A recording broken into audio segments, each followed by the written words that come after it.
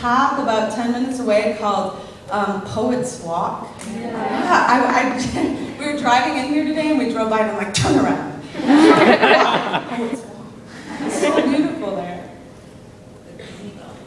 Yeah, it's so lovely there. I never use the word lovely, but it's really lovely. All right.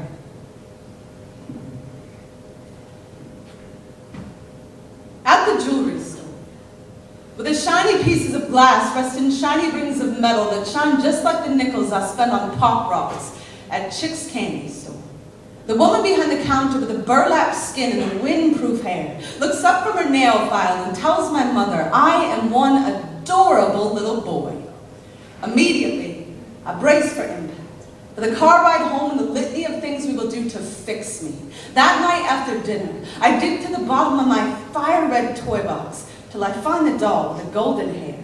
I cradle her in my arms, and I wait for my mother to see me.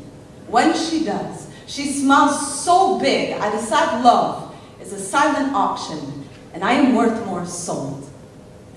They want to make us something. They want to toothpick our bones and keep us between their teeth. My teeth used to be so crooked. They were the only things the kids made fun of more than the crooked way I dressed, walked, talked, listened. I am tired of wearing braces. From my burning temples to my cold feet, from the slack in my rope to the machine in my heartbeat, every closet is a Russian doll with another inside.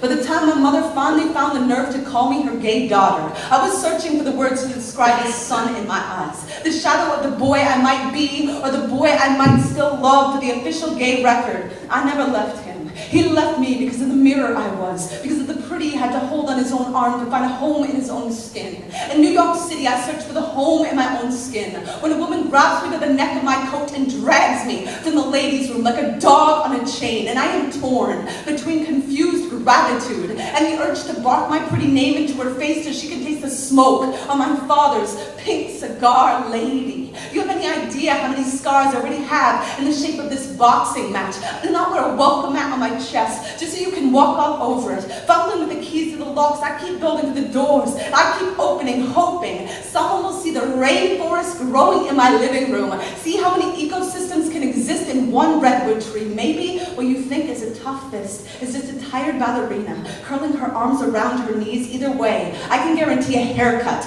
will never tell you anything about someone's gender, who they love, or how they fuck. But I'll keep growing out my short temper for the next time I have the opportunity to tell someone in my queer community, look, I'm about as butch as a Swedish male figure skater. As Dyke, I will happily dance in that music box for tonight. But tomorrow, when I pull the word faggot from the shotgun of a college boy's throat, then send it in a love letter to my love so she can scratch it down my back, please believe I am taking back every Bible belt that is ever cracked against my spine. Every night I drove through Kansas with, I swear to God, a pink beret in my fucking pocket in case I had to split second decide if a woman would be safer armor than this. When his flashing blue lights give me 10 seconds to pick what target he'll be less likely to miss, officer, I'd be willing to bet your arrows will look a whole lot sharper in my Cupid hands than in the dull hatchet of your hate, than the way you spit the word ma'am down my throat, like I might swallow it in the same gulp as my pride when you decide who I am. But remember, pride, that's my parade, built from the fairy wings of boys who bulldozed your barricades the day you claimed AIDS was a gift of God. Our wheels started spinning like Christ turning over in his grave. For every holy-knuckled gender-bent trans kid who's taken a knife blade to the gut, every bloodhound that ever sucked on her pronoun, like her self-given name was not a stained-glass cathedral, their tired boots could only pray to find soul enough to touch. Now ask me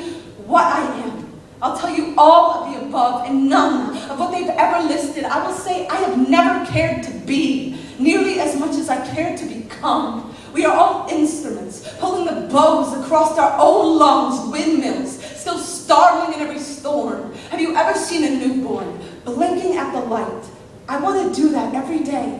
I want to know what the kite called itself when it got away, when it escaped into the night, that jewelry case of sparkling star, where the face of the moon is always winking at some adorable little